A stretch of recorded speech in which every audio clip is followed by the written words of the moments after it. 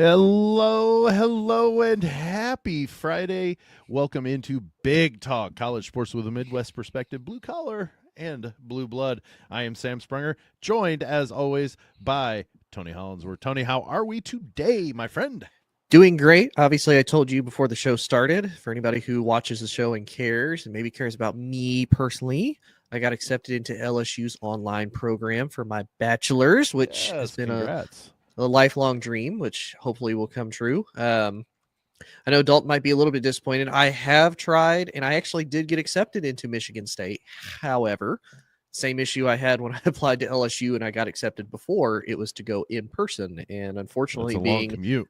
it not only is it a long commute, but being in my 30s, my bills say, not so fast there, No, bub. you're not going anywhere, You mister. gotta pay us first. Then you can do whatever you want to do. Well, good luck on that journey as you start that one. But the journey in the Big Ten regular season conference battle, Tony, it's getting closer and closer as we go to the end of it. A couple of teams kind of pulling away a little bit and still have to play each other a couple of times. You've got Michigan at the top at 12-2, I believe is the Yep. is their record. Yeah, 12-2, and Michigan State closely behind at 12-3. They play tonight. A big game there in Ann Arbor, in Wisconsin.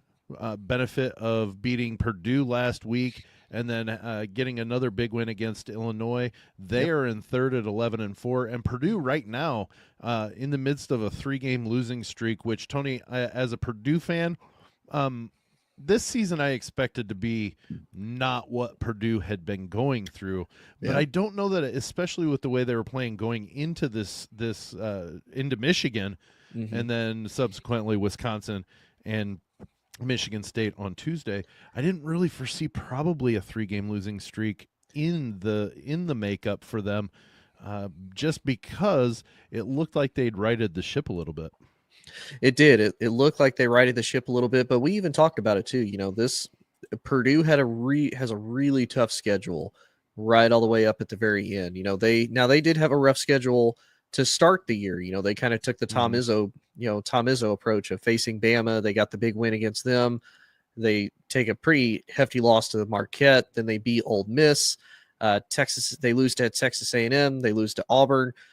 And then they get the big win against Oregon, who's been kind of sliding. They split with Michigan. And then, like you said, this 3-game win streak, losing all 3 to top 25 opponents. It's a little rough. Now, it does get a little better, we could potentially say. We'll throw up the quotes there. Right? Because again, they're all winnable games. It's not like they're completely out of reach. They do have to go down to Bloomington their next game. They have to host UCLA and they have to host Rutgers. So again, the benefit, you at least have them, they have to come to your hometown, which gives you a significant advantage. And then they have to go to Champaign to take on Illinois to finish on the season. So that's a very winnable schedule again, put them, that would put them at 23-8 overall if they win all 4. That put them at 15-5 in the conference. So and Tony, we've talked on here even. I still think that it is still very plausible that the Big Ten champion, even at this point, the 21st of February, 5 losses is a feasible amount for the Big Ten champion. Now, does that mean a 4-way tie? Sure, maybe. Very possible. But I also think that 5 losses, and for somebody other than the Purdue fan to say that this is a feasible record or schedule for them to go undefeated. Purdue's not a bad team. No. They're not at all a bad team. They've got some issues, but every team does. And with Purdue, they've hit a slump. I don't think this is indicative of what they are. I just think this is indicative of a slump. Well, I do have to ask because for me, kind of seeing it prior to the start of this 3-loss losing streak with Michigan, they had won 11 out of their 12 games. Their only loss was the upset against Ohio State, and they ended up losing 73-70. So it looked closer than what it was. And then, of course, they turn around and get a dominant win against Michigan again in Purdue, so that's not as bad. and then this losing streak. They lose close to Michigan. You're like, okay, that's not necessarily a big deal. With some things that you could have said, well, if they would have gone different ways, not even saying the refereeing, just Right. a couple of possessions, and you've got a different outcome. Right. Then they get housed by Wisconsin, and then they And, didn't I'm going to preface this one as well. right. They ran into a Wisconsin team who missed two 2-point shots the whole game. Yeah, and then that's some hot shooting. 61.5% shooting was Wisconsin. So Purdue put 84 points on the board and still lost by 10. And then you run into a Michigan State team who from the field percentage almost 60%, and the dunks that they were putting on Purdue too is what really made Michigan State kind of drive away. So do you what are you kind of seeing from this Purdue team? This is the big thing. In the Wisconsin game and in the Michigan State game, not as much as the Michigan game. That one was a no points from the bench game. That one is crucial. You can't have that. You need points from your bench. You can't rely on only the 5 that play or that start the game to produce. And then, oh, hey, by the way, 2 of those 5 are going to almost guaranteed score less than 10 points. So you're relying on the big 3 to provide it with no bench. But with Wisconsin and with Michigan State, there was a lot of possession. There were a lot of possessions that Purdue played good defense for 20 to 22 seconds worth of the shot clock. Yeah. Well, for those that aren't aware, there's 30 seconds on that shot clock, and a breakdown, a backdoor cut, just some various things have really broken down in the fact of the defense either runs out of steam or just has a mental block at that point, thinking, okay, we're going to get a steal or they're going to miss the shot. And, oh, hey, by the way, your guy just went to the hoop and got fed the backdoor pass for a dunk. So that's the fact that you've got to have a bench that produces more than just a few points each game. They need to be they don't need to be dominant, but they need to be a threat. Yeah, I say because looking at your lineup, I mean, other than Kaufman Wren, Braden Smith, and Fletcher Lawyer, I mean, the only other guy that scored anything as far as decent points was Cam Heide with 6. I mean, Braden Smith went off for 17, Trey went off for 24. Yeah, everybody else is like they had either 3 points or 2 points, and that was basically it. Now, Michigan State didn't really have anybody stand out, but theirs was more spread out between everybody. I think they had 6 or 7 players with at least 7 points. So I mean, that's a wide spread. The one thing that, if it can happen, it's within the starting lineup. CJ Cox, freshman guard, has been starting most of the season, and he's got explodability. He went on a personal 9-0 run against Alabama, and people need to remember Purdue beat Alabama this year. Yeah. So they have the capability of beating teams that are high up in the polls. Yeah. But at the same time, they've got some deficiencies that they need to get, and they need a fourth. I'm not saying a fourth person that one person always scores. How about you get 2 or 3 guys that average a good fourth scorer? You don't need 4 in double digits necessarily all the time. You need a threat of a fourth.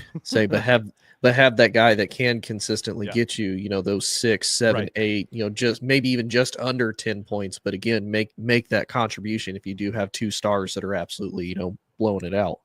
So the rest of the Big Ten, there are 6 teams that have secured their trip to Indianapolis for the Big Ten tournament. That's Michigan, Michigan State, Wisconsin, Purdue, Maryland, who's only a half game behind Purdue in the Big Ten standings, and UCLA, who is a full game back of Purdue. The reason why I keep mentioning Purdue and where they're in the 4 spot. So right now they get the double bye. Right. So Maryland, UCLA, and even maybe Illinois, depending on how quickly or if they can get it turned around to where they've lost 2 in a row. They're 17-10. They're 9-8 in the conference. And with Illinois, I've just seen they play a heck of a schedule. They do. They're number 19 in the net rankings. They play Duke this weekend, so they go out of conference to go play Duke. Yep. But at the same point, Illinois is one of those. They only have 3 more games left in the conference schedule, Yeah. and they've got some room to jump, and they need to jump. And right now, they're 2 full games back, or 2.5 back from Purdue. So in any time right now, if they win out, guess what? They could be in the top 4 seed. So they could. And so they could be dangerous.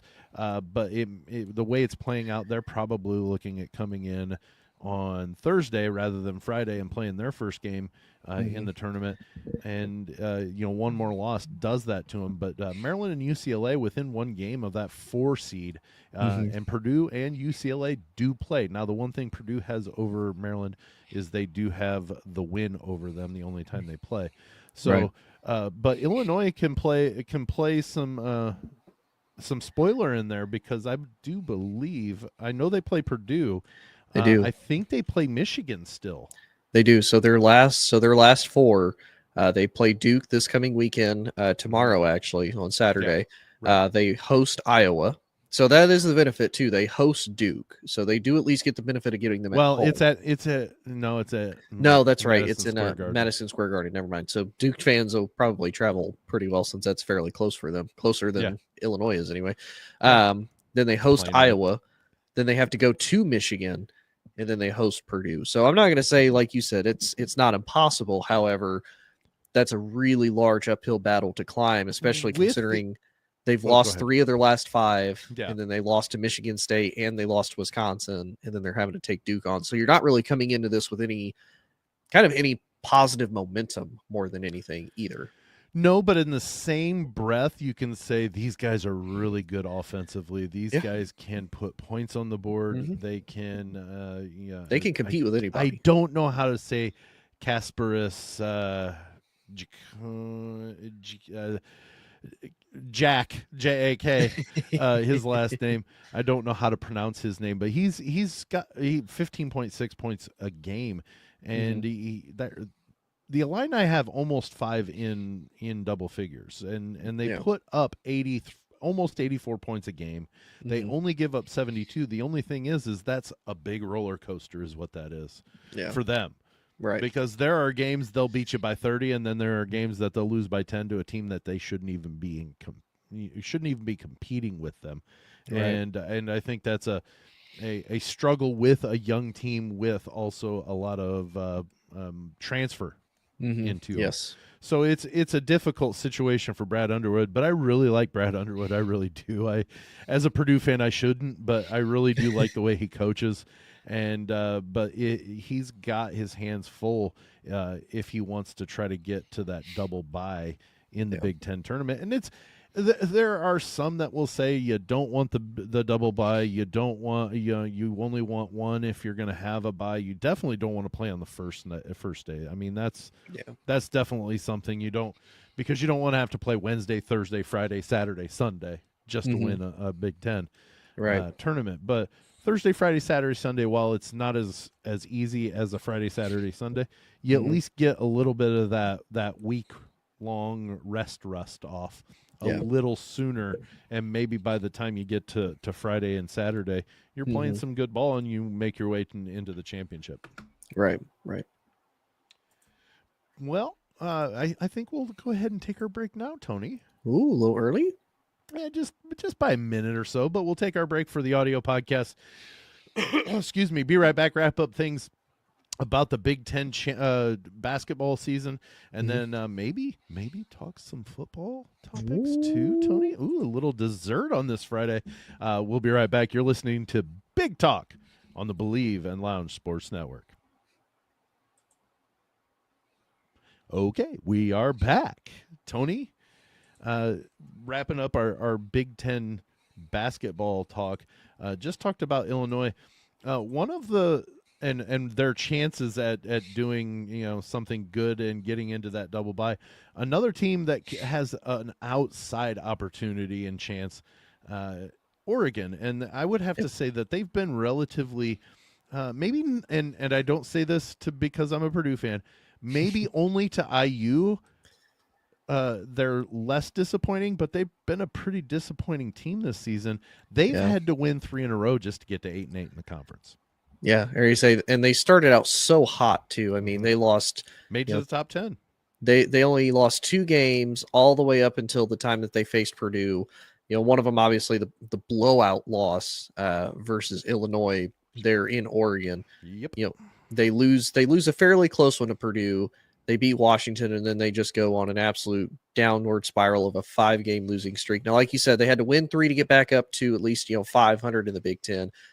Their last part of the schedule isn't terrible. I mean, it's very possible they could at minimum finish 11. What is that? 12-8 in the Big Ten, because they could finish, because they have to go to Wisconsin. They got 4 more games, which is not a gimme game at all. No. But I'm rooting quack quack, go Ducks. Then they play host to USC, which I feel is very winnable, but I feel that could also go either way, to be 100% honest with you. Sure. Then they have to go to Bloomington to take on IU, which is another one I feel that could really go either way for either one of those teams. Now, I think. And then they end the season, they have to go to Washington, which I do feel that one's very winnable. Washington is another one that, while I'm not going to say they came in with very high hopes, let's talk about that Ten. Washington, though. Right now, they are in a fight to even get to the Big Ten tournament. Yeah, they're 4-11. That may mean something to them, so they may be a little bit more inspired, so to speak. Yeah. Well, they have 5 games left that they have to play. So they play Iowa tomorrow. They have to go to Iowa. Then they have to go to Wisconsin just 3 days later. They have to host IU. Then they have to go to USC. And then they have to host Oregon. All in a very short amount of time. They have to play 5 days, from February 22nd to March 7th. So that's a long time. And that's a lot of games in a short amount of time with a lot of tough opponents. And like you said, they're sitting at 4-11 fighting to get in. And they play Iowa tomorrow, so that's and Iowa's on the outside, just barely in the tournament. And if they lose that, they would then go into a tie record-wise with Washington, which would then probably, I would assume, make Washington have the tiebreaker over. The tiebreaker over. I would assume so. But again, for Iowa, are they going to be fighting that hard? Because like you said, if they lose, then they don't really control their own destiny anymore. And then they have to try to, hope for some losses. They have to try to get some upset wins and whatnot. So looking at total games, I haven't even looked to see who plays who plays what. Total games, I could see anybody from USC, Indiana, Minnesota, Rutgers, Iowa, Northwestern, Washington, and Penn State. All of them could be out of the Big Ten tournament. Yeah. Because that's taking up to six wins. I'm kind of saying 7 and 9. They're going to win a couple of more games. They're going to get comfortably away from that big quagmire of 8 teams, so almost half the conference. Right. So I would say that those 8 teams are fighting for the last 3 spots in the tournament, and those will change as teams win games.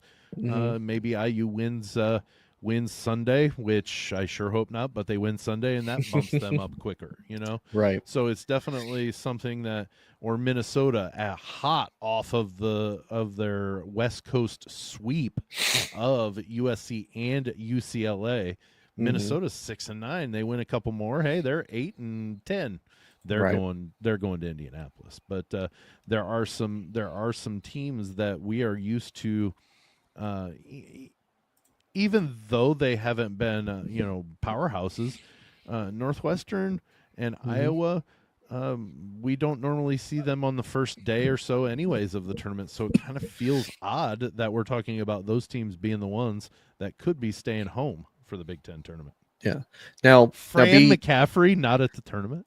I say, now be honest. Are you secretly rooting for Northwestern to be in it just so they keep the streak going of 3 years in a row now? Well, I'm just talking about for the Big Ten tournament. That's don't go. No, I know, but that's what I'm talking about. If Northwestern can maybe pull it out and win out, they don't have anything left in the tank. I don't think. I just they injuries have decimated them, which is why they're sitting at 4-11 right now in the Big Ten. Would they be much better if they hadn't and I forget the gentleman's name, the kid's name that blew his knee out, but or hurt his foot, I think it was. But he or they would have been maybe 6-8 right now, 7-7, whatever. I mean, I don't know. I mean, 8, whatever. They got a dominant win against Ohio State last night. Sure. I mean, that's a statement. And I mean, that's something for them. And that was them sitting in last place doing that. Right. So I mean, they were again, 3-11 when they did that. They were 4-11. They moved up to 5-11. So I mean, I've only got them at 4. Did it not refresh right? They might not have updated. Who are you talking about? Updated yesterday night's game. Oh, okay. Okay, I got you. Yeah, I had last night's. So my point being is Northwestern, they could get better seeding to where they're definitely. I don't think they're going to run the tournament. I just don't think they have enough. Oh, no. I don't think they're going to run the Big Ten, but that would be the only way they're going to get in, because right now they're sitting at 13-13, and that's not going to be good enough to get them into the NCAA. Yeah, not even if you think they win out, and that would be if they win out and that's 4 more wins, that put them at 17-13. I don't even think if they were to win into 19 wins wouldn't be enough, and I don't know that they're getting to 20. And they would have to become all of a sudden the hottest team in the Big Ten, and I don't know that they've got it enough. But you're saying there's a chance. Oh, you know what? I'm never going to say it's not going to happen. Definitely not going to say that it's not going to happen. But just with what they've gone through, they have to go to Minnesota. They're home to Iowa. They're home to UCLA, and they're at Maryland. I don't think Northwestern's winning 2 of those games, maybe. Well, it's funny, against Maryland as of today on Friday, ESPN's matchup predictor is giving Maryland an 83% chance of winning. I would say that's being almost, to me, it's a little gracious. just to be nice. Come on, they can be nice. Oh, so it's going to be interesting to see how this Big Ten season finishes. And it's not just the top of the Big Ten that matters, even though it matters to a lot of people and they want to see who wins. The bottom half right now, battling for the ability to even have a chance to steal that automatic bid from somebody. Be that Cinderella that makes like NC State did last year, to where they end up in the Final Four. Right. And but I don't. We always have one. I don't think there's anybody in this Big Ten that's going to be a NC State from last year. I just don't. But you keep counting Penn State out. You watch what happens. Let's move on. You got to make it to the Big Ten tournament before you can do that. Let's move on to a couple of football topics. Tony, you sent me a message yesterday. I have not seen it confirmed, but I honestly wasn't even looking for it. Luke Fickell got an extension at the University of Wisconsin. Yeah, he got extended. He got a little bit of a. I wasn't saying I didn't believe you. I just hadn't looked for it. No, it's okay. So he did get technically a 1-year extension on his already signed deal, which puts him through until 2031. Now there hasn't been any actual monetary amounts given, but he is going to stay with the Badgers supposedly for another 6 years. He's going to be there up in old Madison. And I know we kind of talked about it throughout the season. This is the first year in over 20 seasons Wisconsin didn't go bowling, which is not exactly great.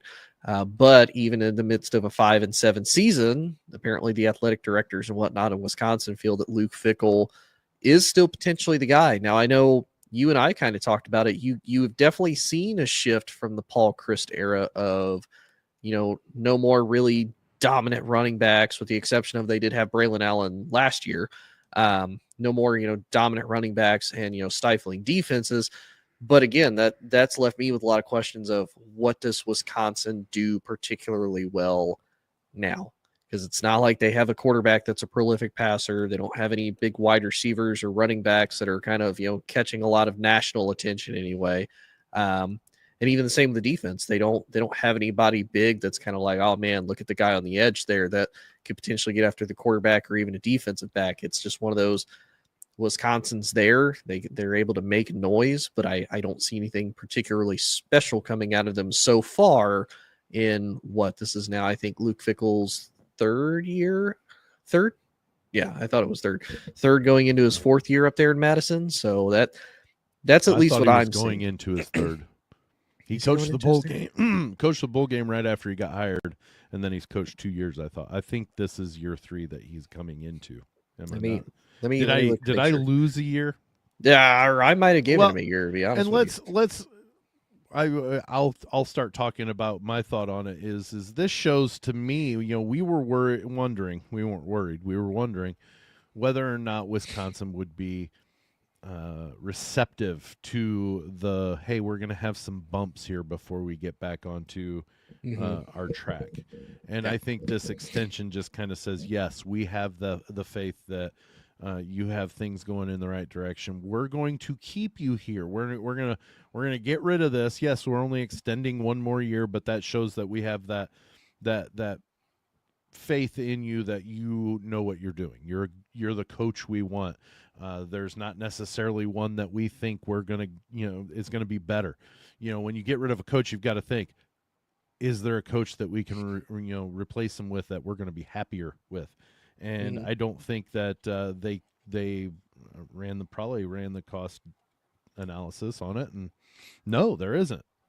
Luke Fickell's a good coach. He's done good things as a coach, and he is definitely one that we wouldn't mind hitching our post to. Now, here's the caveat, though, Tony. Just because he got the extension doesn't mean he's definitely going to be there those 6 years. He can easily get a buyout, another job that buys them out. The boosters buy it out, and boom, gone, done. He's no longer in Madison. Right. But at least Wisconsin's saying, while you're here, you're the guy we want because we've extended you. True. But, how many times have we seen, and maybe that's why we haven't seen a monetary amount to this extension that they've added. Of how many times have we seen these programs now sign these guys to 10-year deals worth hundreds of millions of dollars, and then you're right, he may not make it all the way to 2031. He may get cut and potentially removed by then, but the amount of money they have to dish out in the meantime in order to do that, look at Texas A&M with Jimbo Fisher. They had to pay him a ton of money as far as booting him out. The same thing with there's a couple others that have really big contracts. Scott Frost. Yeah, Scott Frost. I mean, Nebraska had to pay him $5 million just to leave. So I mean, these programs, it is rough. Heck, look at Mike Norvell at Florida State, or there's another one off the top of my head, and I cannot think of who it is. There's at least 1 or 2 other coaches that are getting paid absolute big bucks, which again, if you put the application on LinkedIn or Indeed, I will more than happily apply. You can pay me to not work. I will 1,000% be there to not be the coach of or organization or university anymore.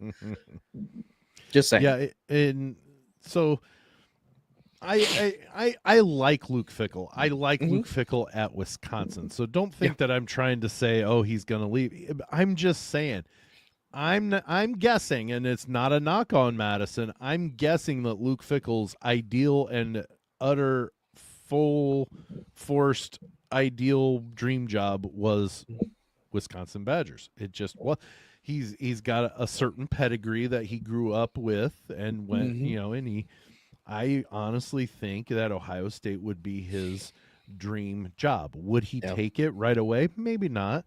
But at the same point, it comes open at the right time. It doesn't matter if he's got 4 more years on the contract. He's going to take it if he feels that he needs to. And that's not saying that he won't be true to Wisconsin either. It just means that it's going to be it's going to be a sad day for Wisconsinians or whatever they're called. So, Wisconsinites. But so we're running a little long, Tony. So how do people get a hold of us? You can find us on Facebook at Big Talk. That's B1G Talk. You can also find us on TikTok, Instagram, and X, all at B1G_Talk.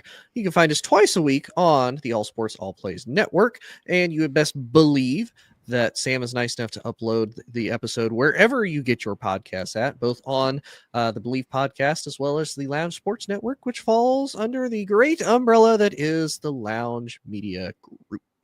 Fantastic. Thanks so much for joining us on this Friday edition of Big Talk College Sports with a Midwest perspective. Blue collar and blue blood. For Tony Hollinsworth, I'm Sam Sprunger. We'll see you on Monday.